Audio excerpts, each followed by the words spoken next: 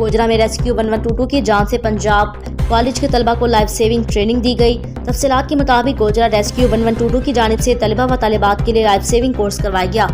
गोजरा में Punjab college university campus के तलबा व तालिबात को हंगामी सूरत हाल से निपटने की तरबियत दी गई। रेस्क्यू इंचार्ज मोहम्मद रमजान ने स्टाफ समेत तलबा व तालिबात को ट्रेनिंग दी।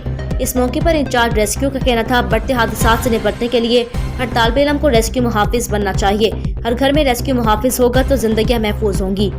आगा खान यूनिवर्सिटी के ताउन से होने वाली ट्रेनिंग के बाद तलबा को सर्टिफिकेट्स भी दिए जाएंगे। इस मौके पर तलबा का कहना था, रेस्क्यू ट्रेनिंग से कारामत शहरी बनने में मदद मिलेगी। 3 रोज़ा कोर्स में तालिब इल्मों को रेस्क्यू मुहाफिज की ट्रेनिंग दी जाएगी।